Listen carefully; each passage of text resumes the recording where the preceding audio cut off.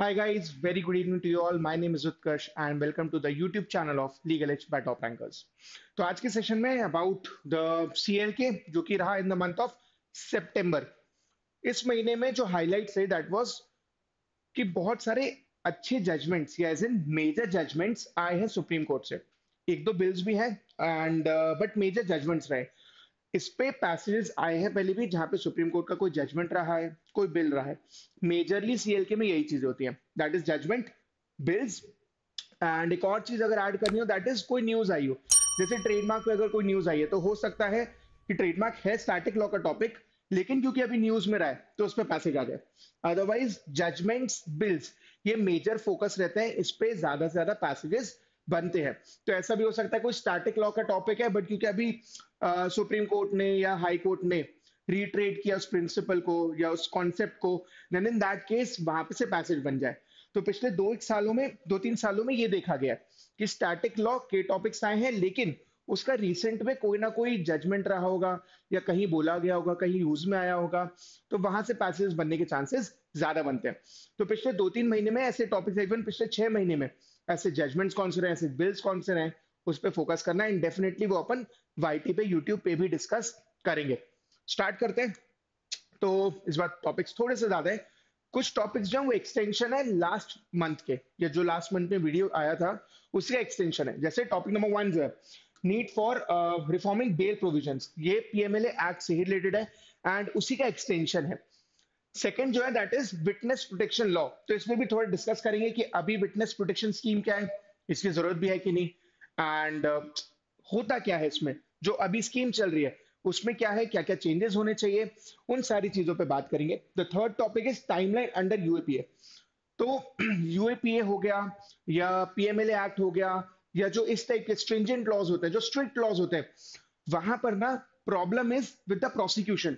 Problem is कि case चालू ही नहीं होता है। प्रॉब्लम इज कि वहां पर चार्जशीट ही फाइल नहीं होती है, बहुत टाइम हो जाता है, बहुत डिले हो जाता है। So it become super duper important कि वहां पर टाइमलाइन हो, राइट। कि हमें पता है कि यार ऐसे समझो कि सपोज मॉक हुआ, मॉक का रिजल्ट आ रहा है 1 महीने बाद, क्या वो सेंस बनाएगा? The answer is no.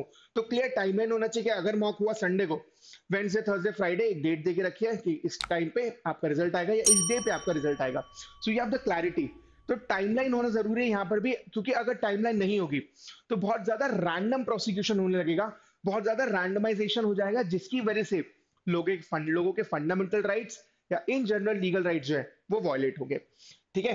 POCSO जो है उसमें एक पर्टिकुलर पॉइंट ऐड किया गया, राइट। तो जो पॉक्सो एक्ट है 2012 का, उसको थोड़ा स्ट्रेंथन किया गया। उसमें चाइल्ड पोर्नोग्राफी के ऊपर कुछ पॉइंट्स बोले गए हैं। अगेन सुप्रीम कोर्ट ने यहाँ पर इस बारे में बात की है। Then balancing personal liberty and preventive detention laws. तो प्रिवेंटिव डिटेंशन में क्या होता है, किस टाइप के डिटेंशन होते हैं, एंड रिसेंटली इसके बारे में अगेन डिस्कस किया गया था कि क्या क्या चीजें इसमें होनी चाहिए और कहीं कुछ गड़बड़ तो नहीं है। Then the role of effective consultation in judicial appointments. तो यहाँ पे अपन 3 जजेस केस जो है उसको शॉर्ट में डिस्कस करेंगे। इन जुडिशियल अपॉइंटमेंट में अभी रिसेंटली एक केस हुआ था जिसमें कुछ चीजें समझ में आई कि इफेक्टिव कंसल्टेशन जो है वो क्या होता है, वो कितना इंपॉर्टेंट है, एंड उसकी बेसिकली वैल्यू क्या है, राइट। तो जब जजमेंट सॉरी जब अपॉइंटमेंट होगा जजेस का, तो रोल क्या होता है, एडवाइस की क्या इंपॉर्टेंस होती है, वो सारी चीजें यहाँ पर देखी जाएंगी। And last but not the least, ये जो नया बिल आया है which has been introduced by the waste Bengal assembly, which has been introduced and even passed by the assembly, and अब इसको यहाँ पर अगर गवर्नर से असेंट मिल गई तो it will become an act. इससे क्या चेंजेस आएंगे, क्या क्या बोला गया है, बीएनएस और इसमें क्या क्या वेरिएशन है, उन सारी चीजों पे अपन डिस्कशन करेंगे। Now starting with the first topic that is reforming bail provisions. ठीक है। तो ये कंटिन्यूशन है लास्ट मंथ के टॉपिक का अबाउट पीएमएलए एक्ट। ठीक है। तो यहां पर क्या बोला गया कि पीएमएलए एक्ट हो गया, या इसको मैं थोड़ा और वाइड किया जाए और समझा जाए तो दैट इज यूएपीए हो गए या पीएमएलए एक्ट हो गए, जहां पर बहुत स्ट्रिक्ट प्रोविजन है बेल के। वहां पर कई बार क्या होता है, बेल नहीं दी जाती है, लोगों का जो फंडामेंटल राइट है या इवन जो लीगल राइट भी है वो वॉयलेट होता है। तो हमें कुछ बेसिक रूल्स हैं जो नहीं भूलना चाहिए। जैसे लास्ट मंथ जब अपन ने सेशन लिया था तो उसमें था कि bail is the rule, jail is an exception. तो कई बार ऐसा तो नहीं कि हम भूल जाते हैं प्रोविजन, मतलब हम भूल जाते हैं, एज इन कोर्ट्स भूल जाते हैं क्या है प्रोविजन, यार ये जनरल रूल है। तो इवन पीएमएलए एक्ट हो गया, यूएपीए हो गया, उन सारी जगहों पे भी, उन सारे एक्ट्स में भी जब केस चल रहा हो तो हमें इन सारी चीजों को ध्यान रखना चाहिए। अभी के बेल प्रोविजंस क्या है, उसमें क्या क्या गड़बड़ियां हैं या क्या क्या वीकनेसेस हैं, उस पर अपन डिस्कस अभी करेंगे, ठीक है। तो ये आया, सुप्रीम कोर्ट ने बोला disapproved of PMLA act as a tool to prolong incarceration of the accused. Basically आप उसको जेल में रखे हुए हो, आप उसको अरेस्ट करके रखे हो, कस्टडी में रखे हुए हो, राइट। क्यों? पीएमएलए एक्ट में है, बेल मिलना मुश्किल है, अब आप उसको बेल दिलवा ही नहीं रहे हो, मतलब ऐसे कोर्ट बेल दे ही नहीं रहा है। क्यों? क्योंकि वहां पर एक सेक्शन है जो कि कहता है कि अगर ये चीजें सेटिस्फाई हो रही है आप बेल मत दो। बट वही सेक्शन और भी चीजें बोल रहा है कि अगर दो एसेंशियल एलिमेंट सेटिस्फाई हो रहे हैं, देन इन दैट केस वहां पर बेल दी जा सकती है। प्लस हमें ये चीज नहीं भूलना चाहिए कि bail is an exception, sorry, bail is the rule and jail is an exception. क्यों? क्योंकि we are talking about article 21, right to freedom of life and personal liberty. तो वहां पे बहुत जरूरी है, अगर आपने जेल को रूल बना दिया तो वहां पे गड़बड़ी हो जाएगी। प्लस आज ही के सेशन में, इसी सेशन में हम बात करेंगे about under trial prisoners as well, और उनका सिनेरियो क्या है, उनकी क्या कंडीशन है, तो इससे आप थोड़ा बहुत रिलेट कर पाओगे। तो यहाँ पे क्या बोला, constitutional courts will not allow indefinite pre trial detention under the anti money laundering law, that is the PMLA law. तो कॉन्स्टिट्यूशनल कोर्ट्स क्या होते हैं, इसके बारे में मुझे कमेंट बॉक्स में बताना कि according to you constitutional courts कौन से होते हैं, ठीक है, बाद में मैं बताऊंगा एंड में। बट कोशिश करना कि आप तुमने अगर सुन लिया है तो आप कमेंट बॉक्स में डेफिनेटली इसका आंसर करो। नाउ सुप्रीम कोर्ट ने जो बोला, जो सुप्रीम कोर्ट की रूलिंग थी, उसमें मेजर पॉइंटर्स क्या थे कि कोई आर्बिट्री डिटेंशन नहीं होना चाहिए। आर्बिट्री डिटेंशन का मतलब ये है यहाँ पर कि यार अगर वहां पे प्राइमा फेसाई केस है भी अक्यूज के अगेंस्ट, जरूरी नहीं है फिर भी कि उसको बेल ना ही दी जाए, राइट। जैसे बेलेबल ऑफेंसेस होते हैं, नॉन बेलेबल होते हैं। बेलेबल में बेल मिलना is the matter of right, आपका अधिकार है कि आपको बेल मिले। नॉन बेलेबल में भी it is up to the description of the court. But अगर वहां ये बोल दिया जाएगा कि यार नॉन बेलेबल में बेल मिलेगी ही नहीं, वो गलत होगा। डिस्क्रिप्शन पे होगा कोर्ट की, अगर कोर्ट को लगेगा कि ऐसे सर्कमस्टांसेस हैं कि बेल दी जा सकती है, देन बेल मिलनी चाहिए। तो जब यहाँ पर बात करते हैं हम कि कोई आर्बिट्री डिटेंशन नहीं होगा, इसका मतलब ये कि यार even though prima facie case है, बट अगर ऐसा हो रहा है कि उसको बेल दे ही नहीं रहे, उसका प्रोलॉन्ग डिटेंशन हो गया। सपोज एक इंसान को पीएमएलए एक्ट में अरेस्ट किया गया, 6 महीने हो गए वो जेल में है, 1 साल हो गया वो जेल में है, चार्जशीट फाइल नहीं हुई, कुछ नहीं हुआ, डोंट यू थिंक ये गलत हो रहा है? हाँ ठीक है, गलत किया होगा, आपने अरेस्ट किया है, but then in that case वहां पर चार्जशीट फाइल की जानी चाहिए। ऐसा बहुत ज्यादा हुआ सिडिशन के केसेस में भी। इसलिए तुम्हें पता होगा कि अब जो बीएनएस आया उसमें सिडिशन नहीं है, सिडिशन के केसेस में ही होता है, यूएपीए के केसेस में यही होता है, अपन अभी डिस्कस भी करेंगे आगे। चार्जशीट ही फाइल नहीं हुई है, चार्जशीट फाइल नहीं है, वो इंसान जेल में है। तो अगर ऐसा दिख रहा है कि वहां पर प्रोलॉन्ग्ड डिटेंशन है, आप उसको छोड़ ही नहीं रहे, राइट। क्यों? क्योंकि यहाँ पे एक सेक्शन बोलता है। But then in that case हमें ये भी समझना होगा कि यार ये डिटेंशन जो है ये बहुत ज्यादा आर्बिट्री हो रहा है, बिकॉज एक सेक्शन है जो ऐसा बोलता है प्राइमा फेसाई को केस होगा, वो भी ठीक है, बट अगर वो डिटेंशन आर्बिट्री है तो वो गलत है। आप उसको लंबे टाइम से जेल में रखे हो without filing the chargesheet, without starting the case, without starting the trial, then in that case वो गलत है। वो आर्टिकल 22 का वॉयलेशन है, वो आर्टिकल 21 का भी वॉयलेशन है, ठीक है। क्योंकि आर्टिकल सॉरी सेक्शन 45 जो है पीएमएलए एक्ट का, वो इस बारे में बात करता है। तो वहां पर ये भी कंडीशंस दी हैं कि कब बेल नहीं मिलेगी, ये भी मिला है कि कब बेल मिलेगी। तो वहां पर अक्यूज के बारे में बताया गया कि accused can be granted bail under section 45 अगर दो कंडीशन सेटिस्फाई हो जाए। पहला, वो प्राइमा फेसाई दिखा दे कि यार I am innocent in this case, पहला।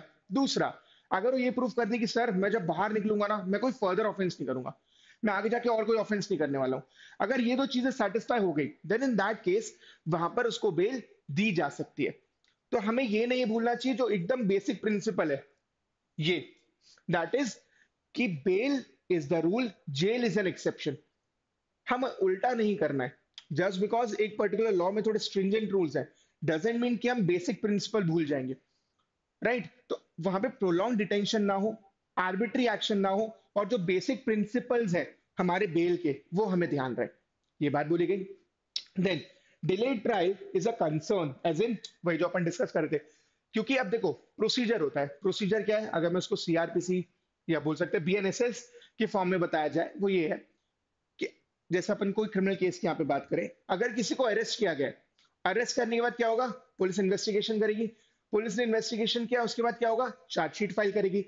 चार्जशीट फाइल करने का भी टाइमलाइन होता है कि भाई 60 डेज या 90 डेज के अंदर चार्जशीट फाइल हो जाना चाहिए।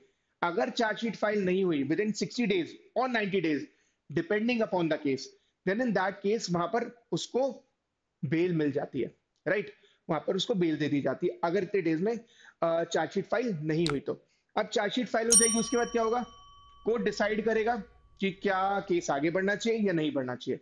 अगर केस कोर्ट डिसाइड करता है कि नहीं यार केस ही नहीं बन रहा है, देन इन दैट केस वहां पर डिस्चार्ज कर दिया जाएगा कि उसको, वो अपने घर चला जाएगा, बात खत्म। अगर यहाँ पे कोर्ट डिसाइड करता है कि नहीं we should proceed with the case, then in that case वहां पर फिर ट्रायल चालू होगा, ट्रायल का अपना टाइम लेगा। यहां पर प्रॉब्लम क्या हो रही है, डिले ट्रायल क्यों हो रहा है, क्योंकि चार्जशीट फाइल नहीं होती। चार्जशीट फाइल क्यों नहीं होती, क्योंकि हम इसमें इन्वेस्टिगेशन में इतना ज्यादा टाइम ले लेते हैं कि चार्जशीट ही फाइल नहीं हो रही है महीनों, इवन कुछ केस साल एज वेल।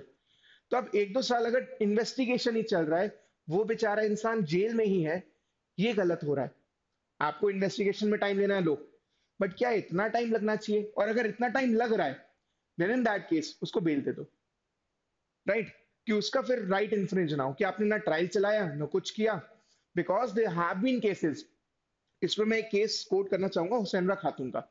हुसैनरा खातून का एक बहुत लैंडमार्क केस लॉ है, बहुत ही अच्छा केस रहा है, लैंडमार्क जजमेंट रहा है, जहां पर उन्होंने बेसिकली बताया अंडर ट्रायल प्रिजनर्स के बारे में। अंडर ट्रायल प्रिजनर मतलब जिनका केस चल रहा है, जो अरेस्ट में हो, जिन पे अभी के ट्रायल चालू नहीं हुआ है बेसिकली वो, या जिनका ट्रायल चल रहा हो, दोनों ही कैटेगरीज इंक्लूड करते हुए, कि ऐसे लोग रहे हैं जेल में, सालों साल जेल में रहे हैं, जिन्होंने ऑफेंस किया, कोई ऐसा ऑफेंस किया जिसकी पनिशमेंट 3 4 5 साल है, 15 साल से जेल में, उनका ट्रायल ही चालू नहीं हुआ है या अब ट्रायल चालू हुआ है।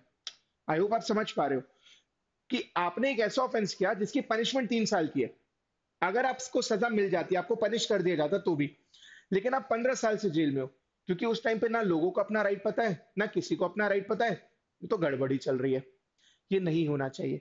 वैसे ही अभी है, अब सपोज आपने 2 साल से किसी को जेल में रखा है या इवन 1.5 साल से जेल में रखा है, बाद में पता चला कि वो इंसान लायबल नहीं है, वो इंसान जो अक्यूज था उसको सजा नहीं मिलेगी, ही इज एक्विटेड, उसका राइट कितना इन्फ्लुएंस, जो वो साल 1.5 साल जेल में रहा, कितना गलत हुआ। तो हमें यहाँ पे ध्यान रखना होगा कि आर्बिट्री एक्शंस ना हो, पहली चीज। दूसरी चीज यहाँ पर हमें ये देखना होगा कि जो बेसिक प्रिंसिपल्स हैं वो ना हो, और जो डिले है ट्रायल्स में, again this is a concern, जो कि एक प्रॉब्लम है, यूएपीए में भी है एंड पीएमएल एक्ट में भी है, या इस टाइप के जो स्ट्रिंजेंट लॉज है वहां पर ये गड़बड़ी है। Judicial authority to grant bail, अब इसमें पंगा ये है कि यहाँ पर जो है ना, बेल देने का राइट, सुप्रीम कोर्ट ने ये बोला कि यहाँ पे जो कॉन्स्टिट्यूशनल कोर्ट्स हैं, constitutional courts basically high court, supreme court, क्योंकि यहाँ पर आप अपने जो अधिकार है, फंडामेंटल राइट्स है, उसके लिए आप जा सकते हो और इस पर एडजुडिकेट कर सकते हैं, ठीक है। तो यहाँ पर जो कॉन्स्टिट्यूशनल कोर्ट्स है, हाई कोर्ट या सुप्रीम कोर्ट, उनके पास पूरा पूरा राइट है कि वो बेल दे सकते हैं, and they have all the authority in the world कि वहां पर वो बेल दी जा सकती है। Last but not the least is the claims for compensation, जो अभी अपन ने डिस्कस किया कि अगर मान लो कोई इंसान लंबे टाइम तक जेल में रहा, समझ में आया कि हमने उसको गलत तरीके से अरेस्ट कर लिया, समझ में आया कि कोई केस ही नहीं बन रहा था, वो इतने महीने से जेल में, then in that case we should have a remedy, that is compensation, right, कि अगर हमसे गड़बड़ी हुई देन इन दैट केस उस इंसान को कॉम्पेंसेशन मिलना चाहिए, because because of the inconvenience, because हमने उसका आर्टिकल 21 इन्फ्रिंज किया है बेसिकली, राइट। तो ये सारी चीजों में वहां पर क्लेम भी होना चाहिए कॉम्पेंसेशन का, जिनको रॉन्ग, जिनके अगेंस्ट या जिनको रॉन्गफुल इम्प्रिजन किया गया है, राइट। तो ये सारे सुप्रीम कोर्ट के पॉइंटर्स थे। अब देखो इंडिया के जो बेल सिस्टम है उसके कुछ कंसर्न्स, नंबर वन, जो अपन थोड़ा बहुत डिस्कस भी कर चुके हैं, very high number of under trial prisoners. इसमें अगर मैं थोड़ा सा डेटा बताऊं 2022 का, तो जो नेशनल क्राइम ब्यूरो का डेटा था, उसमें बोला गया कि जो जेल्स हैं उसमें 75% जो है ना वो अंडर ट्रायल है। I hope you understand. अब यहाँ पर जो अंडर ट्रायल बिजनेस है, आपने उनको जेल में रखा है, जेल में रह रहे हैं मतलब बेसिकली लोग टैक्स देते हैं, उसका एक हिस्सा जेल में भी जाता होगा, एज इन अब क्योंकि वो जेल में है, तो उनको चीजें बेसिक नेसेसिटीज जो होंगी वो तो प्रोवाइड की जाएंगी। तो आप लोगों के रिसोर्सेज भी यहाँ पर यूज कर रहे हो, प्लस अंडर ट्रायल प्रिजनर्स है और इतने ज्यादा है, देन इन दैट केस क्या ऐसा हो सकता है कि कुछ लोगों को बेल दी जाए? रैंडमली नहीं, ऑब्वियसली अगर केस बन रहा है वहां पर बेल देने का, तो बेल दी जानी चाहिए। तो बहुत ज्यादा अंडर ट्रायल प्रिजनर्स है, number one. Then overcrowding of the jails as well, जिसपे डेटा था कि 118% ओवर क्राउड, मतलब जितने लोग होने चाहिए उससे भी ज्यादा लोग हैं, 18% ज्यादा है, ओवर क्राउडिंग होने लगी जेल्स में। तो जब अपन मूवीज में देखते हैं ना कि एक सेल है, 5 6 7 8 लोग सो रहे हैं, जगह ही नहीं है, उस टाइप की चीजें भी हो रही है। एंड ये हो रहा है। कभी कभी हो पाए तो किसी जेल में जाना, लॉ स्कूल में जाओगे, वहां पे आपको लीगल एड में लेकर जाते हैं जेल्स, दिखाते हैं कंडीशंस क्या होती है प्रिजनर्स की, जो कन्विक्ट्स होते हैं उनकी। वहां पे समझ में आएगा कि इस टाइप की चीजें होती हैं कि ओवर क्राउडिंग हो रही है। क्योंकि ओवर क्राउडिंग हो रही है, ऑब्वियसली यहाँ पे एक प्रॉब्लम है। प्लस समझने की बात यह है कि क्या ये करना जरूरी है? क्या लोगों को बेल नहीं दी जाए, या इस पे बहुत स्ट्रिक्ट होना जरूरी भी है, प्रोवाइडेड हमें समझ में आ रहा है कि यार छोटे मोटे ऑफेंसेस जो किए वो इंसान नहीं भागेगा। समवन जिसने मर्डर किया, देयर इज अ चांस वो भाग जाए। बट जहां पे किसी ने चोरी वोरी की है, कोई बहुत छोटा मोटा ऑफेंस है, वहां पर वो देश छोड़ के भाग जाए, ऐसा नहीं होता है। राइट? जिसने हजारों करोड़ का कुछ किया है वो भाग जाते हैं। जिसने 2 5 10 हजार 20 हजार, वो नहीं छोड़ पाता, इतने में ज्यादा खर्चा हो जाएगा। तो ऐसी चीजें नहीं होती है, तो ये चीज समझने वाली है।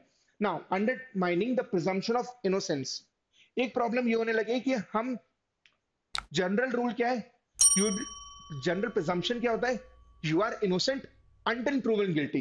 तो जब तक आप गिल्टी प्रूव नहीं किया, ऐसा माना जाएगा कि यू आर इनोसेंट। बट अब थोड़ा सा रूल चेंज हो रहा है, ये गलत हो रहा है कि हम क्या कर रहे हैं, हम मान रहे हैं कि may be the person is guilty until proven innocent. उल्टा रूल चला रहे हैं। जनरल रूल क्या कहता है, यू आर इनोसेंट जब तक आप गिल्टी प्रूव नहीं हो। हम उल्टा चला रहे हैं, हम क्या सोच रहे हैं, कहीं ऐसा तो नहीं, हम ऐसा सोच रहे हैं कि someone is guilty until and unless he has been proven guilty, he has been proven innocent, sorry. उल्टा सिस्टम तो नहीं चल रहा है, ये कंसर्न है। चैलेंजेस इन बेल एजुडिकेशन, इसका मतलब ये कि यहाँ पर ना बहुत ज्यादा डिस्क्रिशन दे दिया गया। तो बहुत ऑब्जेक्टिव क्राइटेरिया नहीं है, सब्जेक्टिव है। क्योंकि सब्जेक्टिविटी है, कई बार ऐसा होता है कि सेशंस कोर्ट ने बेल नहीं दी, हाई कोर्ट ने बेल दे दी। ऑब्जेक्टिव क्राइटेरिया नहीं है, एक प्रॉब्लम ये बहुत ज्यादा सब्जेक्टिविटी है। क्योंकि सब्जेक्टिविटी है, इसलिए वहां पर गड़बड़ ये हो रही है कि डिस्क्रिशन हो रहा है, मतलब डिस्क्रिशन है कोर्ट्स के पास, एंड वेरी भी कर रहा है decision. Then issues in bail compliance, कई बार ये भी हो रहा है कि कोर्ट ने बेल दे दी बट उससे कंप्लायंस नहीं, मतलब पूरा फुलफिल नहीं हो पा रहा, बिकॉज वो लोग जो है वो बेल बॉन्ड नहीं दे पा रहे हैं, या उनके पास इतने रिसोर्सेज नहीं है कि वो बॉन्ड फुलफिल कर पाए। कई सारी केसेस में ऐसा होता है 50,000 का बॉन्ड भरना है, समवन जो उस सेक्शन ऑफ सोसाइटी से आता है जो, जिसके पास इतना है ही नहीं, तो इवन तो उसको बेल दे दी आपने बट वो कंप्लाई नहीं कर पा रहा है। तो बेल दे भी दी बट वो किसी काम की नहीं है, बिकॉज वो जो बॉन्ड है वो नहीं भर पा रहा है, ये एक प्रॉब्लम आ रही है। देन एक प्रॉब्लम जो है that is lack in safeguards, as in बहुत सारे लोगों को अपने अधिकारों के बारे में नहीं पता है, अपने राइट्स के बारे में नहीं पता है। क्योंकि उनको राइट्स के बारे में नहीं पता है, तो ऑब्वियसली वो प्रोटेक्ट कैसे करेंगे खुद के राइट्स? ये गड़बड़ चल रही है, as in people are not informed enough. तो क्या हो रहा है, अपनी जेल्स में भी जो है उस सेक्शन ऑफ सोसाइटी के लोग जो लिटरेट नहीं है, जो एजुकेटेड नहीं है, वो बहुत ज्यादा है। तो उनको ये नहीं पता कि यार मैंडेटरी बेल कब मिलती है, ठीक है, डिफॉल्ट बेल जिसको बोलते हैं, डिफॉल्ट बेल मिलती है नहीं मिलती है। अच्छा, एक चीज और, पहला क्वेश्चन था कॉन्स्टिट्यूशनल कोर्ट्स कौन से होते हैं, दूसरा डिफॉल्ट बेल क्या होता है, ये कमेंट बॉक्स में लिखना। ठीक है, डिफॉल्ट बेल क्या होता है ये नहीं पता है, तो वो महीनों से सालों से जेल में, अंडर ट्रायल प्रिजनर्स है। तो लैक ऑफ सेफ गार्ड्स है, एज इन लोगों को पता नहीं है अपने राइट के बारे में। एंड कुछ सेक्शन ऑफ सोसाइटी के लोग जो है वो ज्यादा है जेल में, because again they don't know anything, क्योंकि आपको आपका अधिकार नहीं पता है, इसीलिए गड़बड़ हो रही है। ठीक है, नाउ कुछ लैंडमार्क केस लॉज, मेजरली दो केस लॉज 1978 के दोनों, Babu Singh and the other one state of Rajasthan versus Balchand का जो केस है। यहां पर क्या बोला गया कि बेल दे दी जानी चाहिए अनटिल एंड अनलेस यहाँ पर सब्सटैंशियल ग्राउंड्स है कि या तो वो एब्सकॉन्ड कर जाएगा या तो वो टैंपर करेगा एविडेंस। अगर ऐसा लगता है कि एब्सकॉन्ड कर सकता है, ऐसा लगता है कि फर्दर ऑफेंस कर सकता है, ऐसा लगता है कि मे बी वो टैंपर करेगा विद द एविडेंस और विद द विटनेस, या बेसिकली डरा सकता है विटनेस को, देन इन दैट केस वहां पर बेल नहीं दी जानी चाहिए। Otherwise there is no reason कि आप बेल ना दो, बेल दी जानी चाहिए। अदरवाइज जो दूसरा केस है वो क्या बात कर रहा है भाई, bail is the rule, jail is an exception. वहां पर डिटेंशन जो होता है उसकी वजह से आपका right to life and liberty जो है वो जाता है, ये तो हमें पता ही है। ठीक है, तो इसीलिए अगर ऐसा केस है जहां पर समझ में आ रहा है कि जो अक्यूज है वो इजिली अवेलेबल रहेगा ट्रायल के टाइम पे, then in that case it is not necessary कि हम उसको जेल में ही रखें, ये जरूरी नहीं होगा।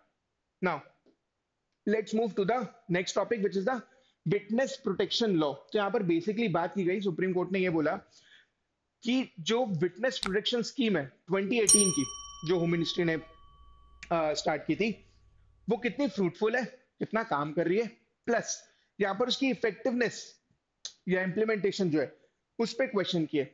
ठीक है, इस बारे में पूरा केस था, इस बारे में सुप्रीम कोर्ट ने बोला। अब विटनेस प्रोटेक्शन स्कीम जो है वो क्या है, it's a legal framework which has been developed by the Ministry of Home Affairs. Purpose is to protect the witnesses, because होता क्या है, केसेस में जितने इंपॉर्टेंट अक्यूज है, अच्छा ये ध्यान रखिए सिर्फ क्रिमिनल केसेस के लिए, सिविल केसेस में आज सच कोई डर नहीं होता है, सिविल केसेस में प्रॉब्लम नहीं होती है, क्रिमिनल केसेस में डेफिनेटली होता है, बिकॉज अलग अलग क्रिमिनल्स मतलब अलग अलग केसेस होते हैं, अलग अलग लेवल के होते हैं, अक्यूज अलग लेवल के होते हैं। तो हमने देखा है मिर्जापुर वाली सीरीज किसी ने देखी हो तो, गैंग्स ऑफ वसीपुर वाली देखी हो तो movie, right, I think 2 part है हाँ। अब अगर इस टाइप के लोग हैं तो विटनेस डरते हैं, विटनेस डरते हैं कि वो कोर्ट जाए ना जाए, अगर गए तो क्या होगा, ये सारी चीजें होती है। तो इट इज वेरी इंपॉर्टेंट कि वहां पर विटनेसेस को प्रोटेक्ट किया जाए एंड उनको रेमेडी दी जाए, जिन वो अगर प्रोटेक्टेड फील करेंगे तब तो सामने आएंगे, अदरवाइज सामने ही नहीं आएंगे। तो ये गड़बड़ हो सकती है। अब यहाँ पे विटनेस कौन होता है, समवन हु प्रोवाइड्स एविडेंस या डिपोज करता है between the before the judicial tribunal बोल लो या कोर्ट बोल लो। ठीक है, बेसिकली वो गवाही देने वाला है इन द कोर्ट, या वो एविडेंस प्रोड्यूस करने वाला है। तो ऐसा हो सकता है कि मैं गवाही नहीं देने वाला हूं, मैं एविडेंस प्रोड्यूस करने वाला हूं, तो भी मैं विटनेस हूं, और अगर गवाही दे रहा हूं तो हो ही रहा है। देन यहाँ पर 3 कैटेगरीज ऑफ विटनेसेस आइडेंटिफाई किए गए as per the threat analysis report, जिसको टार बोलते हैं। ठीक है, थ्रेट एनालिसिस रिपोर्ट के बेस पर। तो कैटेगरी 1 कौन सा है, जहां पर प्रॉब्लम किसकी है, लाइफ की, life of witness and his family members. ये एकदम एक्सट्रीम केस है, जहां पर आपकी जान को खतरा है या आपके फैमिली मेंबर की जान को खतरा है। तो लेवल वाइज डिवाइड किया गया है। जो बी है वो क्या कहता है, safety reputation property of witness. ठीक है, तो इसमें ऐसे समझ सकते हो, थ्रेट 1 जो हो गया वो गैंग्स ऑफ वसेपुर मिर्जापुर वाला हो गया। ये जो कैटेगरी बी हो गई, ये हो गई मुन्ना भाई वाली, वो जान से नहीं मारेंगे बट प्रॉपर्टी वॉपर्टी ले लेंगे, थोड़ा डराएंगे धमकाएंगे, मारपीट हो जाएगी, इस टाइप की चीजें होगी, बट यहाँ पर एज सच लाइफ को थ्रेट नहीं है। कैटेगरी जी सी जो है वो सबसे कम है। यहाँ पर ये बोला गया है कि अगर हरासमेंट है या इंटिमिडेशन है, बेसिकली डराने धमकाने की बातें ज्यादा है। ठीक है, ना जान को खतरा है और ना एज सच रेपुटेशन सेफ्टी, इस चीजों में एज सच गड़बड़ है। ठीक है, इसमें प्रॉब्लम होगी। तो लेवल वाइज डिवाइड करके रखा है, कैटेगरी ए, कैटेगरी बी और C, as per the threat analysis report, ये दिया गया विटनेस प्रोटेक्शन स्कीम में। अब देखो कॉम्पिटेंट अथॉरिटी कौन है, एक स्टैंडिंग कमेटी है जिसको चेयर करते हैं डिस्ट्रिक्ट या सेशंस जज। देन इन दैट केस वहां पर डिस्ट्रिक्ट पुलिस हेड भी होते हैं एंड डिस्ट्रिक्ट प्रोसिक्यूटर भी होते हैं एज मेंबर्स, राइट। तो एक कमेटी बना के रखी है जो बेसिकली इस चीज के लिए काम करते हैं। अच्छा, अब इसमें प्रॉब्लम्स क्या है ये समझते हैं कि टाइप्स ऑफ प्रोटेक्शन मेजर्स क्या क्या है, एंड देन फिर अपन इसमें प्रॉब्लम समझेंगे। Preventing face to face and contact between the witness and accused during the investigation और ट्रायल, ये बहुत ज्यादा होता है in the case of POCSO. POCSO में तो ये बहुत ज्यादा होता है कि वहां पर डायरेक्टली विटनेस जो है वो अक्यूज को नहीं देखता है। ठीक है, कई बार इवन रेप केसेस में भी ऐसा होता है कि विटनेस जो है या इवन जो अपना विक्टिम है, देन दैट केस वो डायरेक्टली अक्यूज को नहीं देख रहा है। ठीक है, बिकॉज ऐसा हो सकता है कि वो डर जाए, हो सकता है कि वो अप्रोप्रिएट ना हो। तो इन चीजों को ध्यान रखा जाता है कि फेस टू फेस कांटेक्ट नहीं हो। विटनेस का फोन नंबर चेंज करना या इंस्टॉलिंग सिक्योरिटी डिवाइसेस, जैसे आपने मूवीज में भी देखा होगा कि अगर लगता है कि कोई विटनेस इंपॉर्टेंट है तो उसके घर के बाहर 2 कांस्टेबल है, या उनको कोई सेफ्टी सेफ्टी दी गई है, उनको एस्कॉर्टिंग सर्विसेज दी गई है कि आप जब भी जाओगे एक हवलदार या 2 हवलदार आपके साथ रहेंगे, या कोई सिक्योरिटी पर्सनल रहेगा टू प्रोटेक्ट यू, राइट। अगर कोई इंपॉर्टेंट विटनेस है to a case. Concealing the witnesses identity, ये बहुत इंपॉर्टेंट रूल होता है। बट इसमें प्रॉब्लम क्या है इन सारी चीजों में, इन सारी विटनेस स्कीम्स में इफेक्टिवनेस जो है वो क्यों नहीं है? Number one, narrow definition of protected offences. तो ये क्या है?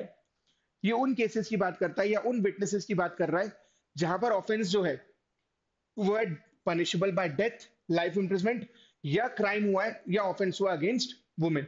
तो बेसिकली बहुत छोटी कैटेगरी बात कर रहा है। जरूरी नहीं कि हर केस मर्डर का हो, रेप का हो या ऑफेंस अगेंस्ट वुमेन हो। कई सारे छोटे केसेस भी होते हैं, राइट? हो सकता है किसी ने किसी की प्रॉपर्टी पे कब्जा कर लिया हो, राइट? जैसा अपन ने मुन्ना भाई वाला अगर मूवी देखा हो तो ऐसे केसेस में भी प्रोटेक्शन चाहिए होता है। तो प्रॉब्लम इज हमने बहुत हाई लेवल का सोच के रखा है। हम ये नहीं देख रहे कि और हाई लेवल के ऑफेंसेस जो है वो जनरली कम होते हैं, बट जो प्रॉपर्टी छीन ली किसी ने, प्रॉपर्टी पे कब्जा कर लिया, मारा पीटा गया, इस टाइप के केसेस नॉर्मली ज्यादा होते हैं मर्डर रेप के केसेस से, राइट? अगर देखा जाए फ्रीक्वेंसी वाइज तो उनके बारे में कुछ नहीं है। तो यहाँ पे जो प्रोटेक्शन है वो बहुत कम है, ठीक है? प्रोटेक्टेड ऑफेंसेस जो है वो बहुत कम है। क्योंकि प्रोटेक्टेड ऑफेंसेस कम है, विटनेसेस के प्रोटेक्शन भी ऑब्वियसली कम होगा, जो इसके अम्ब्रेला के अंडर आ रहे हैं वो भी बहुत कम है। इश्यूज विद विटनेस कैटेगराइजेशन, ये देखो दोनों में यही प्रॉब्लम है। जो सेकंड और थर्ड पॉइंट है ना, दोनों में प्रॉब्लम ये है कि बहुत सब्जेक्टिव इन नेचर है। हो सकता है किसी चीज से मैं डरता हूं, लेकिन जो पुलिस ऑफिसर है या जो इन्वेस्टिगेटिंग ऑफिसर है उसको लग रहा है कि ये तो कोई बात ही नहीं है, इसमें कोई डरने वाली बात नहीं। बट पॉइंट इज, अगर मैं विटनेस हूं, मुझे डर लग रहा है, तो भाई मुझे प्रोटेक्ट करना चाहिए ना आपको। आपके हिसाब से थोड़ी होगा, आपको थोड़ी डर लगेगा, मुझे डर लगेगा। तो यहाँ पर क्या है, सब्जेक्टिविटी बहुत ज्यादा है, ठीक है? ऑब्जेक्टिव क्राइटेरिया नहीं है एंड सब्जेक्टिव जजमेंट है लॉ इन्फोर्समेंट ऑफिशियल्स का, जो कि कई बार क्या है, एक्यूरेट नहीं होता। आप अपने हिसाब से सोच रहे हो, आप एक अलग लेवल पे हो, आप एक अलग टेंजेंट हो। तो एक पुलिस ऑफिसर या इन्फोर्समेंट एजेंसी जो है, लॉ इन्फोर्समेंट एजेंसी जो है, उसके लेवल का डर और एक नॉर्मल इंसान का डर दोनों अलग अलग होगा, राइट? हम उनके लेवल पे जाके ये नहीं समझ सकते या वो नहीं समझ सकते कि क्या थ्रेट है क्या नहीं है। आपको एक लेवल नीचे आकर, दो लेवल नीचे आकर सोचना पड़ेगा कि जो नॉर्मल इंसान है, जो नॉर्मल विटनेस है, क्या उसके लिए थ्रेट है कि नहीं। ये यहाँ पर समझना होगा। जो थ्रेट परसेप्शन, वही बात जो की गई है of train police officers and realities of ordinary citizens, ये ऑब्वियसली वेरी करेगा। आम आदमी और पुलिस ऑफिसर दोनों के लेवल में बहुत डिफरेंस है। अगर पुलिस ऑफिसर जज करेगा देन दैट केस शायद लग सकता है कि मे बी ये सिचुएशन जो इतनी ग्रेव नहीं है, बट वो बेचारा विटनेस तो डरा हुआ रहेगा। ये एक प्रॉब्लम है जिसकी वजह से कई बार गड़बड़ हो जाती है। And last but not the least is the confidentiality of witness information, जो कि बहुत इजीली लीक हो जाती है। तो इवन दो हमने यहाँ पर अभी पढ़ा कि कंसील करना चाहिए विटनेस की आइडेंटिटी, एस्कॉर्ट्स मतलब सर्विस यहाँ पे देनी चाहिए, इन कैमरा ट्रायल करना चाहिए, हमें यहाँ पर डिटेल्स बेसिकली उनकी नहीं देनी चाहिए। बट पॉइंट इज बहुत इजीली हो रहा है, बहुत इजीली यहाँ पे कॉन्फिडेंशियलिटी जो वो ब्रीच हो रही है। तो विटनेस की इंफॉर्मेशन मिल रही है, विटनेस की अगर इंफॉर्मेशन मिल गई तो ऑब्वियसली बात है कि विटनेस सिक्योर रहा नहीं। विटनेस सिक्योर रहा नहीं तो विटनेस प्रोटेक्शन स्कीम का कोई पर्पस रहा नहीं। तो इस पे सुप्रीम कोर्ट ने बोला कि यार we need to consider these points, then even if required we should make a completely new law. ठीक है? क्यों? क्योंकि अभी वाला जो है वो इतना इफेक्टिव नहीं है। तो इवन दो लॉ है, इवन दो स्कीम है, बट उसमें फ्लॉज ज्यादा है। अगर इतने ही फ्लॉज है तो if required we should make a new law. ठीक है? क्योंकि यहाँ पे जो मेजर प्रॉब्लम है that is with the threat analysis report, right? जो कैटेगराइजेशन है उसमें गड़बड़ है, राइट? जो अपन ने वही डिस्कस किया कि जो एक पुलिस पर्सनल को लग रहा होगा वैसे जो एक नॉर्मल इंसान को लग रहा होगा उसमें बहुत वेरी करता है, जिसकी वजह से कई बार गड़बड़ होती है एंड विटनेस जो है वो प्रोटेक्टेड फील नहीं करता है। Now, moving the new topic that is timeline under UAPA. तो यहाँ पर 14 डेज की टाइमलाइन पे बात किया गया है, जहां पे सुप्रीम कोर्ट ने ये बोला कि 14 डेज का टाइमलाइन होना चाहिए for granting sanction for prosecution under the UAPA. And ये मैंडेटरी है एंड नॉट डिस्क्रिशनरी है, बिकॉज यहाँ पर जो टर्म यूज किया गया है दैट इज शैल। हाँ, यहाँ पर भी दिया है, ठीक है? And it is not may. तो आई थिंक अभी आप तक आपने कोई ना कोई मॉक में भी इस पे पैसेज किए होंगे इंटरप्रिटेशन वाले, जहां पर शैल और मे का इंटरप्रिटेशन बताया गया होगा। तो अगर शैल है इसका मतलब मैंडेटरी है, you have no other option. ठीक है? मे का मतलब क्या हुआ? हो गया तो ठीक है, नहीं हुआ तो भी चलेगा, डिस्क्रिशनरी है। जैसे इसको समझाने का एक तरीका ये हो सकता है कि अगर मान लो तुम्हें पापा का कॉल आया, 10 बार आया, और पापा ने कुछ बोला, now it has become a shall, you don't have any other option, तुमको ये करना ही करना है, चाहे कुछ भी हो जाए, वो शैल है। कई बार ऐसा होता है ना, मम्मी ने बोला तो अपन ने इतना सीरियसली नहीं लिया, ओके ओके वाइज ले लिया, डिस्क्रिशन है, किया तो किया, नहीं किया तो भी चलेगा, लेकिन पापा ने बोला तो वो शाल है। वैसे ही यहाँ पर कि अगर आपको शाल बोला मतलब मैंडेटरी है, you don't have any other option. वेराज अगर वहां पे टर्म में यूज किया गया है तो डिस्क्रिप्शन है। यहाँ पे सुप्रीम कोर्ट ने बोला कि भाई वो जो 14 डेज वाला टाइम पीरियड है ना सैंक्शन प्रोवाइड करने के लिए, वो मैंडेटरी है, आपके डिस्क्रिप्शन पे नहीं है, आपके मन पे नहीं है कि वो फॉलो होगा या नहीं होगा, वो देख लेना, आपको करना ही करना है इरिस्पेक्टिव ऑफ कुछ भी हो। तो यहाँ पर कुछ भी आपके डिस्क्रिप्शन पे नहीं है, एंड ये मैंडेटरीली फॉलो होना चाहिए।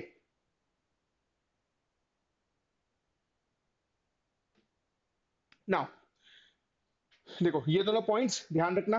अब इसमें क्या था, दो चीजें थी, इसको 7 डेज एंड 7 डेज में डिवाइड किया गया है, ठीक है। तो 7 डेज में क्या होता है, इंडिपेंडेंट रिव्यू करने के लिए होता है, independent review as in investigation वगैरह हो जाएगी, सब कुछ हो जाएगा। एंड देन 7 डेज को, 7 डेज का टाइम होता है गवर्नमेंट के डिसीजन का।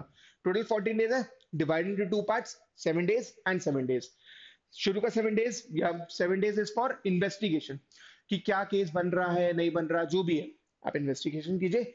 अगले 7 दिन में वहां पर फिर आपने गवर्नमेंट ने डिसाइड करना है। ये जो 14 दिन का टाइम पीरियड है मैंडेटरी है टू स्टार्ट द प्रोसिक्यूशन। वही जो अपन ने स्टार्टिंग में डिस्कस किया था अबाउट द अनडर ट्रायल प्रिजनर्स, कि आपने अरेस्ट कर लिया है, जेल में है वो, जेल में ही रहे जा रहे हैं, कोई आगे प्रोसीडिंग्स नहीं बढ़ रही है, तो ना बेल दे रहे हो ना केस स्टार्ट कर रहे हो, उसका राइट इन्फ्रिंज हो रहा है जो कि गलत है। ये सारी चीजें नहीं होना चाहिए, ये यहाँ पर बोला गया। Now next is non compliance with the 14 day timeline, basically बताएगी कि अगर नहीं हुआ तो क्या होगा। Now this can lead to quashing of criminal proceedings as well, कि अगर आपने 14 दिन के अंदर सैंक्शन नहीं दिया प्रोसिक्यूशन के लिए, केस आगे नहीं बढ़ाया, देन इन दैट केस वहां पर जो क्रिमिनल प्रोसीडिंग्स है उसको क्वॉश भी किया जा सकता है, खत्म भी किया जा सकता है। अच्छा ऐसा नहीं कि फिर वापस नहीं कर पाएंगे, कर सकते हैं, लेकिन वो जो केस है वो खत्म हो जाएगा उस पर्टिकुलर टाइम पीरियड के लिए। इसमें अगेन एक जो प्रॉब्लम होती है that is with the chargesheet.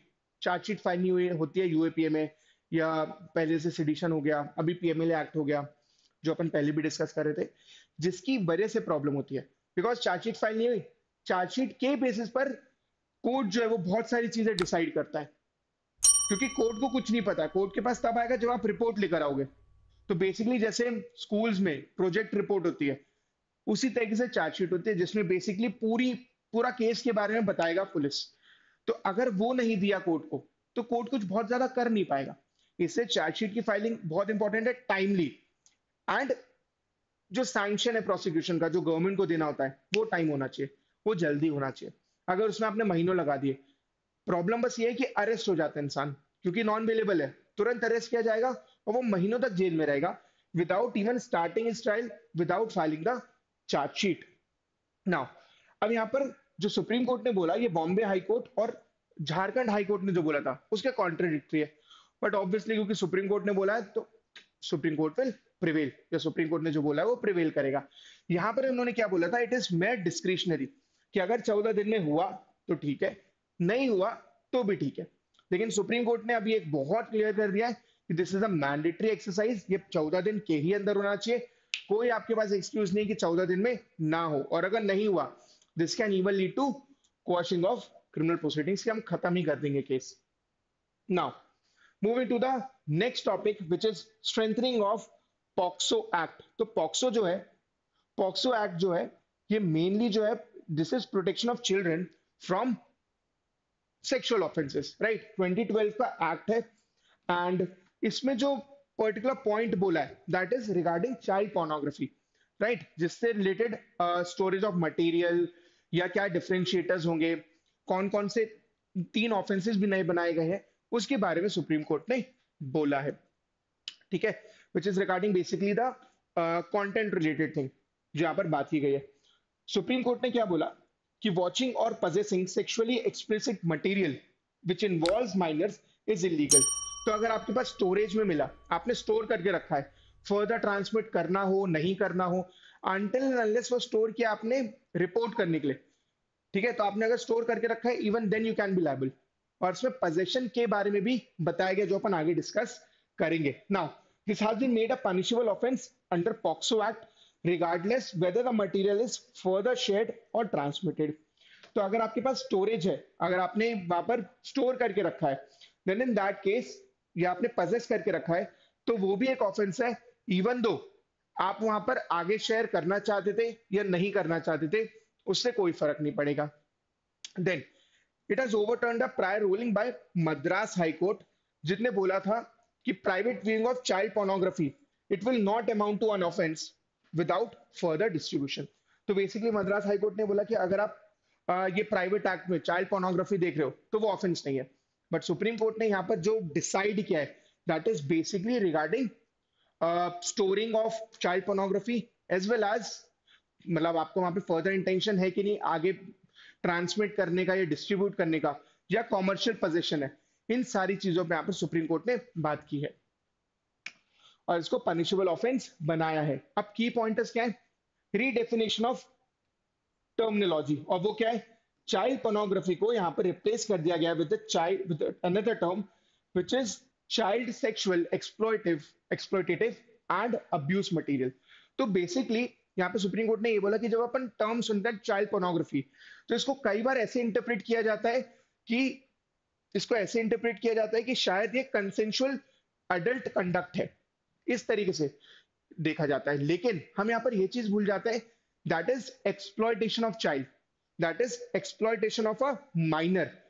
इसीलिए हमने ये चाइल्ड पोर्नोग्राफी को, जो कि किसी को लग सकता है शायद कंसेंसुअल चाइल्ड का एक्ट है या कंसेंसुअल अडल्ट कंडक्ट है, उसको रिप्लेस करके हम बेसिकली यहाँ पर बचाना चाहते हैं abuse and exploitation of those children, इसलिए यहाँ पर टर्म चेंज कर दिया गया है। Then there has been expansion of section 15 of the POCSO Act, जो बेसिकली बात करता है स्टोरेज ऑफ चाइल्ड पोर्नोग्राफी की, ठीक है। तो स्टोरेज पे उन्होंने मल्टीपल ऑफेंसेस क्रिएट कर दिए। मल्टीपल ऑफेंसेस क्या क्या? कि अगर आपके स्टोरेज में पाया गया कि someone who has stored it without the intention of reporting, तो अगर किसी ने रिपोर्ट करने के लिए स्टोर किया है तो एक अलग बात है, वो भी अगेन आपको प्रूफ करना पड़ेगा। अगर आपके स्टोरेज में मिला तो आप वहां पर लायबल हो जाओगे, इरिस्पेक्टिव ऑफ आपका इंटेंशन था कि नहीं फर्दर ट्रांसमिट करने का, पहली चीज।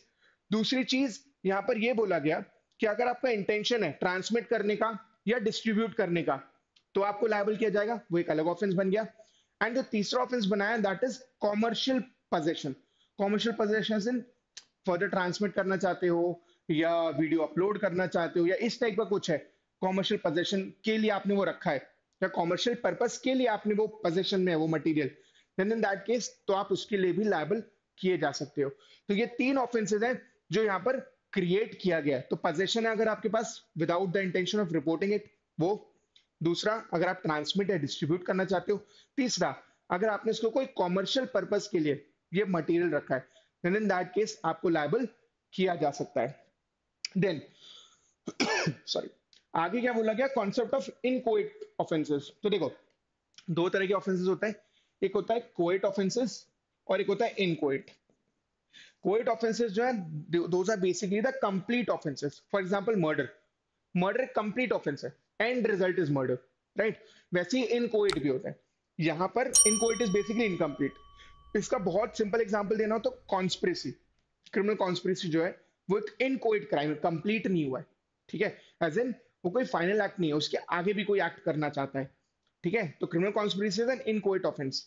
यहाँ पर इसको क्लासिफाई किया गया है as inchoate crime. Basically preparatory actions हैं या कोई प्रिपेयर कर रहा है टू कमिट फर्दर क्राइम, आगे की कहानी के लिए, आगे के ऑफेंसेस के लिए, ये बोला गया। देन यहाँ पर रीडिफाइन किया गया है पोजेशन को, जिसका मतलब ये है कि अब कंस्ट्रक्टिव पोजेशन जो है वो भी इसमें इंक्लूडेड है। अब जब हम यहाँ पे बात करते हैं कंस्ट्रक्टिव पोजेशन की, इसका मतलब ये होता है कि जरूरी नहीं कि मैं मेरा होल्ड हो उस पर, जरूरी नहीं कि मेरे पास हो वो अभी, ये जरूरी नहीं है।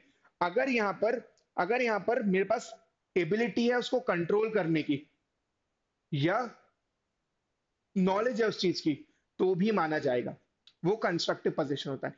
एक पोजीशन इज मेरे साथ में, जिसको अगर मैं अगर थेफ्ट के तरीके से लूं, सपोज मेरे पास मेरा वॉलेट है, वो मेरे पोजीशन में तुरंत वाले में, बट मुझे पता है कि मेरी जो कार है वो यहाँ से 8-10 किलोमीटर दूर खड़ी है, बट अभी भी वो मेरे पोजीशन में है, क्योंकि मेरे घर में उसकी कीज होंगी, या लेट्स से मेरे पास ही उसकी कीज है। Constructive position. वैसे यहाँ पर क्या बोला गया कि अगर आपके पास है तो पोजीशन है ही, बट पोजीशन में हमने कंस्ट्रक्टिव पोजीशन भी रखा है। तो अगर आपके पास एबिलिटी है उसको कंट्रोल करने के लिए, अगर आपको नॉलेज है, तो वो भी लायबल होगा। जरूरी नहीं कि आपके लैपटॉप में ही स्टोर हो या आपके पास अभी होना चाहिए तभी माना जाएगा। आपके कंट्रोल में है तो भी यहाँ पर आपको उसके लिए लायबल किया जा सकता है। And last but not the least is awareness about POCSO act.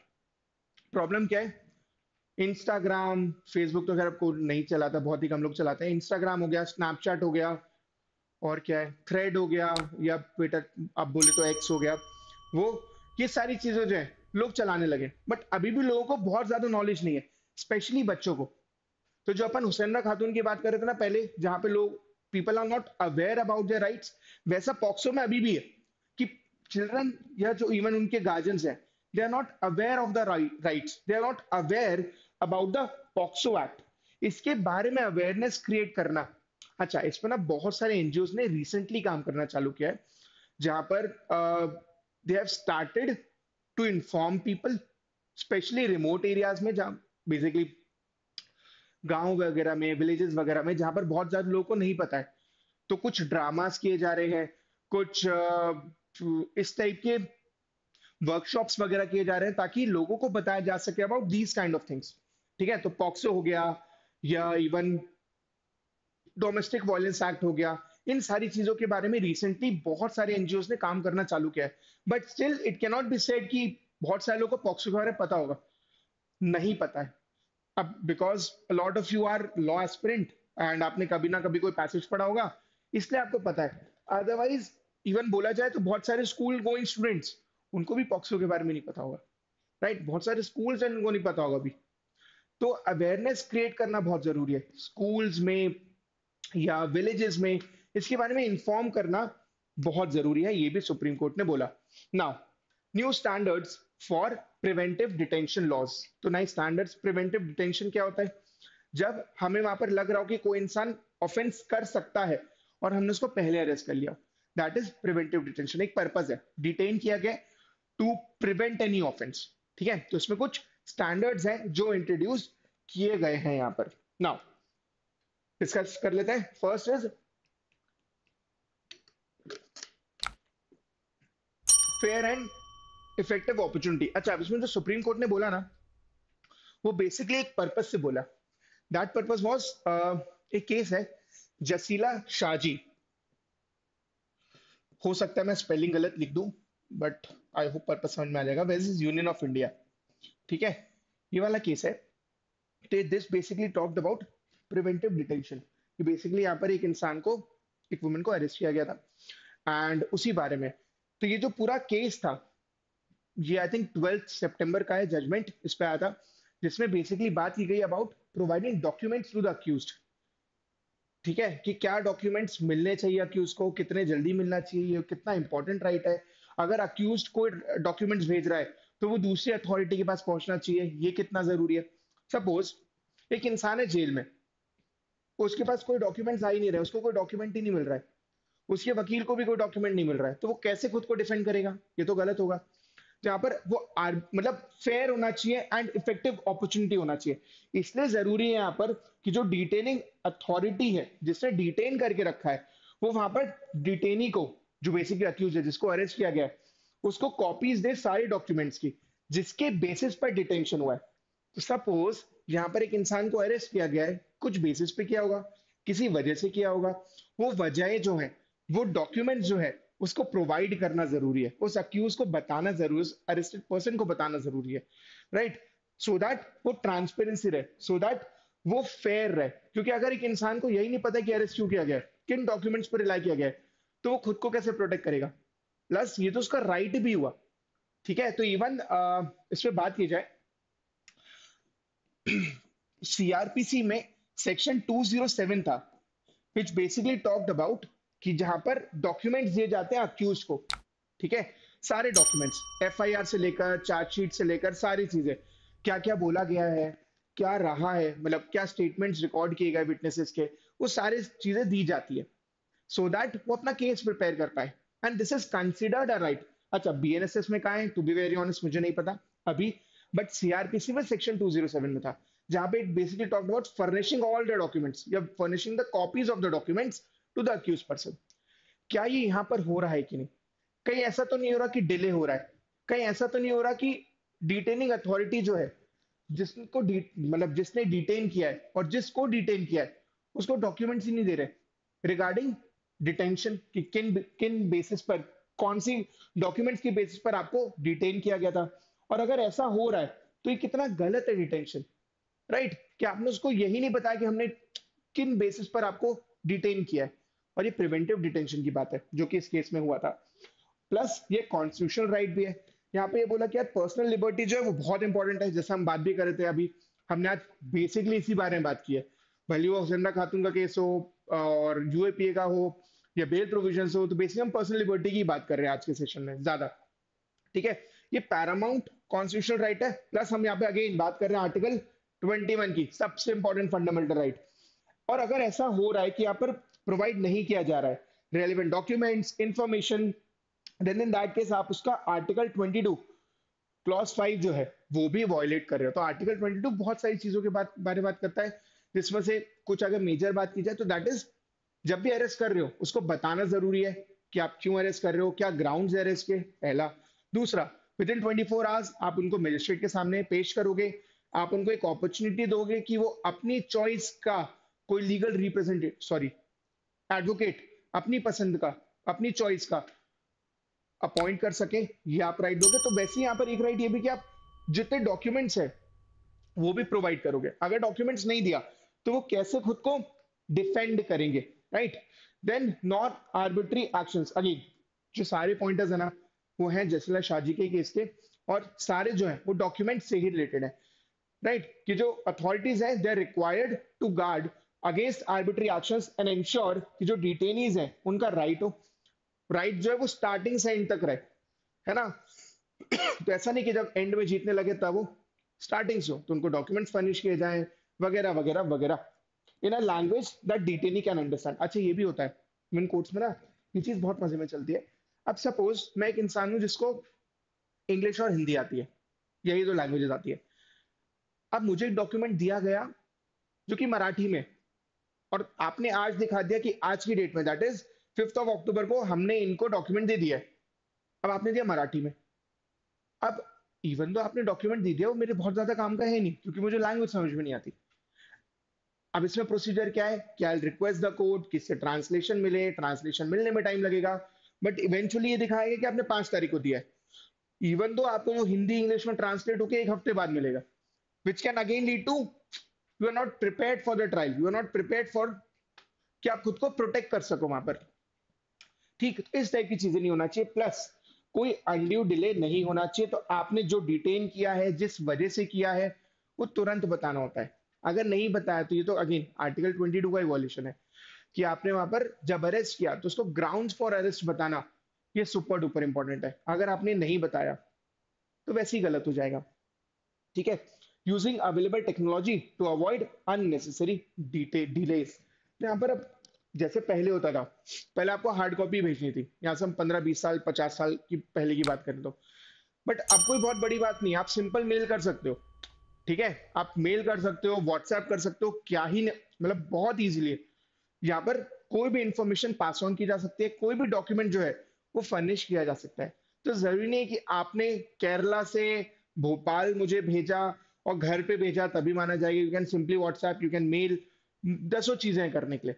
बस यहाँ पर जो डिले है उसको अवॉइड किया जाना चाहिए। अगेन पूरा पर्पस जो था that was regarding furnishing the documents timely, so that जो डिटेनी है, जिसको डिटेन किया गया है, वो खुद को प्रोटेक्ट कर पाए, सेफ गार्ड कर पाए, प्रिपेयर करवा पाए, प्लस उसका जो फंडामेंटल राइट है वो वॉयलेट ना हो। नाउ टाइप्स ऑफ डिटेंशन की जब हम बात करते हैं तो एक होता है प्यूनिटिव और एक होता है प्रिवेंटिव। प्यूनिटिव का बेसिकली मतलब ये होता है कि जहां पर पनिश किया जा रहा है एक इंसान को आफ्टर ट्रायल और उसको डिटेन किया गया for the offence they have committed. For example, someone has committed murder and now he has been punished, he has been given punishment of life imprisonment. Then in that case, ये क्या हुआ? Punitive detention. क्योंकि आपने एक offence किया, उसके लिए आपको सजा मिली जो अब आप भुगत रहे हो, जो बेसिकली आप कंप्लीट कर रहे हो, and it follows due process of law. Preventive detention जो है, इसका बेसिकली मतलब ये है कि आप डिटेन कर रहे हो एक इंसान को without trial and without conviction. Aim क्या है इसमें? इसमें आपका to prevent a future offence. आपको लग रहा है कि एक इंसान फ्यूचर में ऑफेंस करेगा, इसलिए उसको आपने अभी से डिटेन कर लिया ताकि वो ऑफेंस कर ही ना पाए. अब ये जो है ना, ये on the base of suspicion ही है.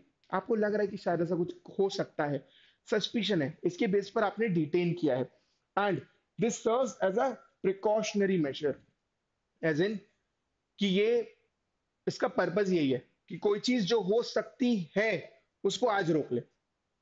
प्यूनिटिव डिटेंशन क्या है? किसी ने एक्ट कर दिया है, सजा हो गई है, अब उसका डिटेंशन हो रहा है. प्रिवेंटिव इज एक्ट करने के पहले, ऑफेंस करने के पहले उसको पकड़ लो, राइट? तो ये होता है types of detention. Now coming to the next topic, that is effective consultation in the appointment of जजेस.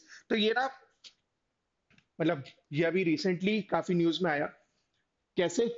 दिसंबर 2022 में हिमाचल प्रदेश हाईकोर्ट ने, की जो कॉलेजियम है, उन्होंने 2 डिस्ट्रिक्ट जजेस को एलिवेशन के लिए भेजा. ठीक है, मतलब उन्होंने नाम रेफर किया हाईकोर्ट जजेस, हाईकोर्ट जज बनाने के लिए. ठीक है, 2 लोगों का उन्होंने नाम दिया. अब यहां पर क्या हुआ, सुप्रीम कोर्ट कॉलेजियम ने जो है, उन्हें रिक्वेस्ट किया कि यार एक बार देख लो, रिकंसिडरेशन कर लो कि इन्हीं को लेना है या किसी और को लेना है, क्या करना है, एक बार देख लो. ठीक है, इफेक्टिव कंसल्टेशन कर लो, आपस में बात बात कर लो, कंकरेंस आ जाए, सब लोग अग्री कर जाए, बढ़िया है, आगे कर देंगे. लेकिन क्या हुआ फिर यहाँ पर, हाईकोर्ट कॉलेजियम जो है, तो यहाँ पे एक चीज समझना, let's say previous persons were A and B, जिनको भेजा गया, जिनके नाम भेजे गए थे, सुप्रीम कोर्ट ने बोला कि, सुप्रीम कोर्ट कॉलेजियम ने बोला कि एक बार चेक कर लीजिए. ठीक है, तो बेसिकली रिक्वेस्ट किया है रिकंसिडरेशन के लिए, ये नहीं बोला कि नहीं करना है, रिक्वेस्ट है कि रिकंसिडर कर लो आप. देन इन दैट केस क्या हुआ, हाई कोर्ट कॉलेजियम ने दो जुडिशियल ऑफिसर्स के नाम दिए. वो थे सी और डी. तो ए और बी के पहले नाम दिए थे, अब उनको हटाकर सी और डी के नाम दिए. अब इसमें प्रॉब्लम क्या हुई, जो ए और बी है, जो ए और बी है, उन्होंने वहां पर फिर चैलेंज किया इस डिसीजन को और बोला कि उनकी जो सीनियोरिटी है वो ओवरलुक की गई, क्योंकि पहले नाम उनके दिए गए थे, बाद में उनका नाम चेंज कर दिया गया, बाद में उनका नाम चेंज कर दिया गया, राइट? हाँ,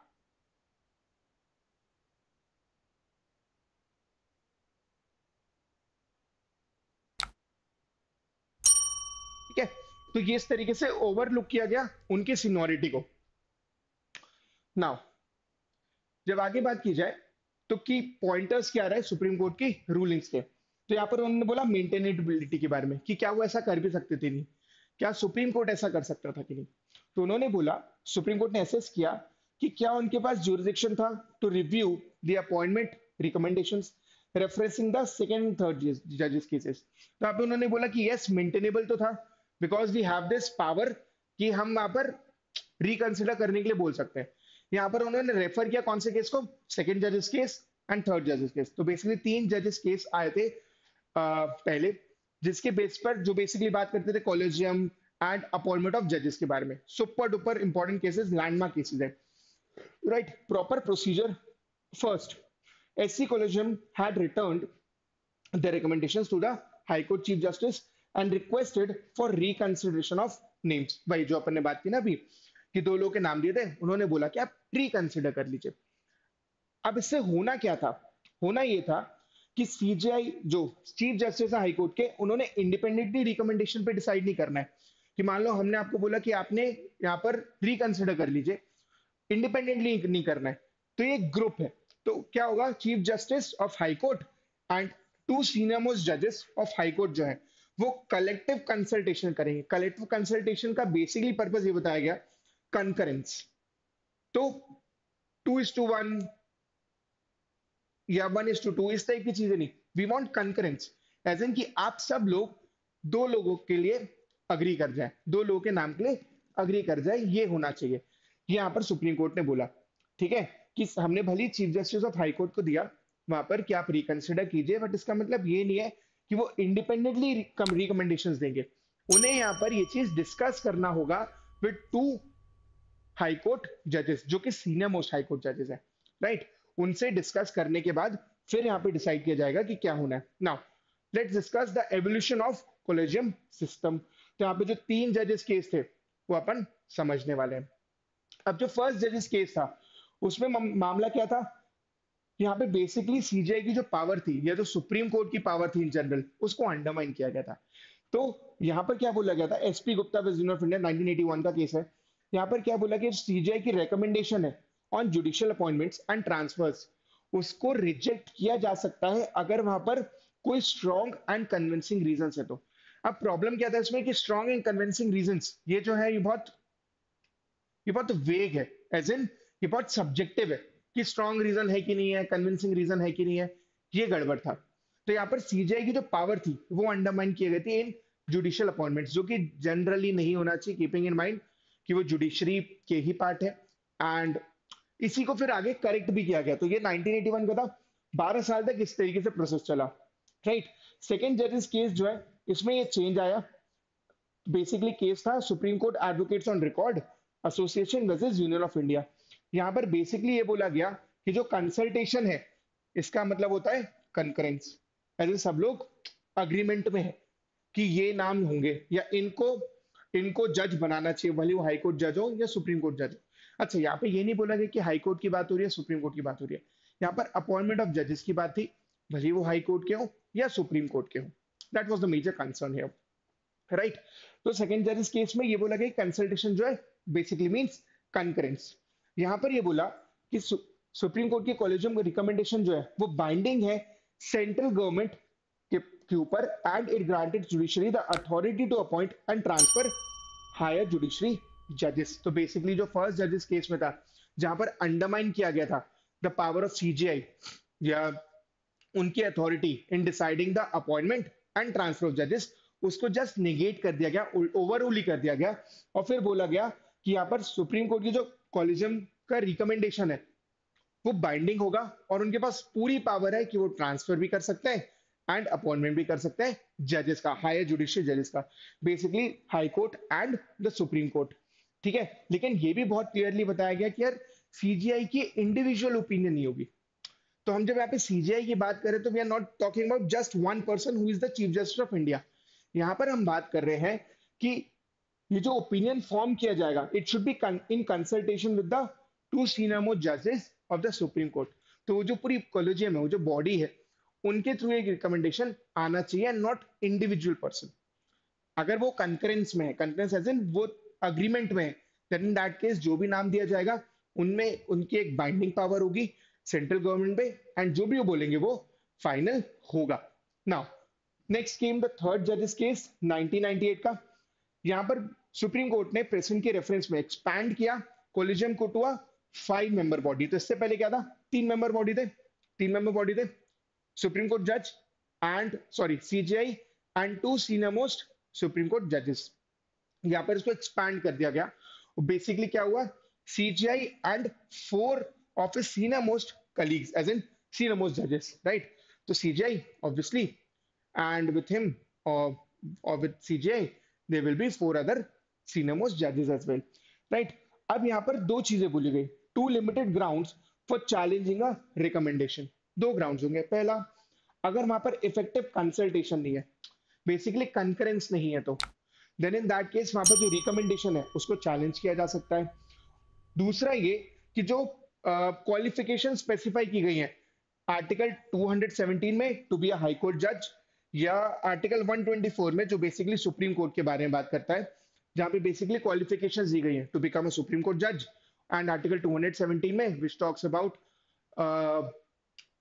qualifications in order to become a High Court जज। अगर वो क्वालिफिकेशन सेटिस्फाई नहीं हो रही है तो ऑब्वियसली चैलेंज किया जा सकता है। और जो पहला वाला है वो क्या है, अगर इफेक्टिव कंसल्टेशन नहीं है, और यहाँ पे कंसल्टेशन का मतलब ये बताया गया कि कंकरेंस होना चाहिए।